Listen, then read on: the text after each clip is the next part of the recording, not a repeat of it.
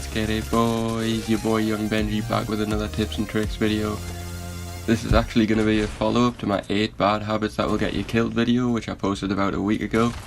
I originally planned on that being the only video I did on the topic, but I realised that there's so many bad habits players have that I wanted to go over some more. With that being said, let's just jump straight into number 1, which is fighting when the storm is moving. One of the worst times you can start a fight is when the storm is moving and you're not inside the circle. Even if you think it will be an easy kill, it's much safer to just try and follow your opponent until you're in the circle and then take the fight. There's no guarantee that you'll be able to finish off your opponent and make it into the safe zone before the storm finishes you off.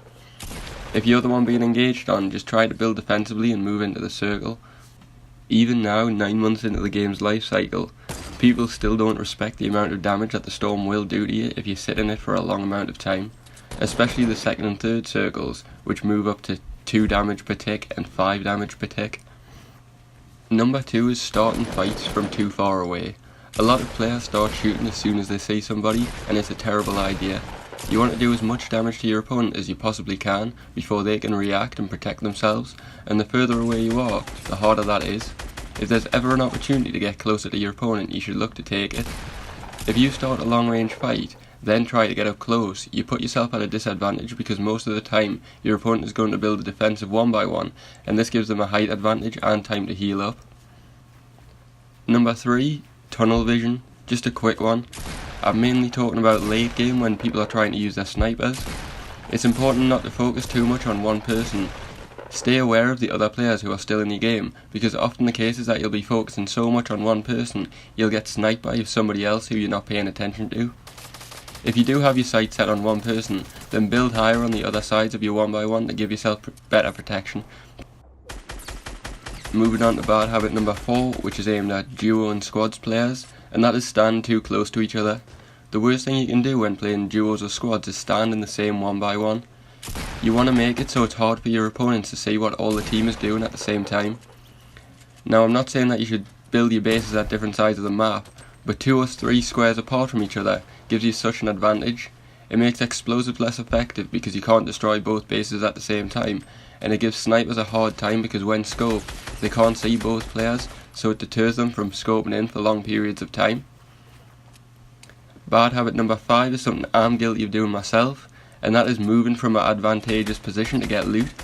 Sometimes you just set up so nicely, you're on the top of a hill in a solid base, and you kill somebody down low. They drop a gold bull action and you just have to have it. You leap out your base, you make your way down the hill, you grab the loot. It feels really good. Then you make your way back up to the top of the hill, and by the time you get there, someone else has made their way up to the top and is now set up in your spot, and they just ruin you. All that time spent getting that loot wasted, your guaranteed win ruined, all because you needed to grab some loot. Sometimes it's better just to stay where you are, rather than looting. Especially if it's just for minor upgrades like grabbing a gold scar rather than the purple one you're carrying. Yes, the gold scar is better than the purple scar, but the purple scar combined with the nice position is much better than the gold scar at the bottom of the hill. Bad habit number 6 is something that just came more relevant recently after the constant nerfs to material, and that is building bases before the circle is shown. Now that it's harder to get material, it's more important to use material only when necessary, and one way I see a lot of people wasting a lot of their materials is building bases as soon as they get inside the safe zone. You should always try to wait until the next circle is shown on the map before you start building a base. If you just get into the safe zone and instantly build a 4-high 1x1, you're using a minimum of 200 material. Then when the next circle is shown, you might have to move and then you build another 4-high 1x1. So that's 400 material you've used, and if you ever get into a build battle, that 400 material is often going to be the deciding factor between 2 good players. Number 7 is a very common one, and it's a very simple one, and that's straight lining. Most people in this game will just straight line it to the circle without thinking about it. Their thought process is, the line gets me there the quickest, so it's the best thing to do, and that's so wrong. You want to take the smartest route, even if it means taking an extra 30 seconds to make it to the circle. By setting off earlier to make it to the circle, you can avoid straight lining it through heavy traffic areas of the map like tilted towers and the edges of Loot Lake, where you're more likely going to have to fight your way through. And finally, bad habit number 8, which is becoming more and more relevant as players get better, and that is using RPGs in close range fights. I actually love to see my opponents carrying an RPG when they should be using a shotgun.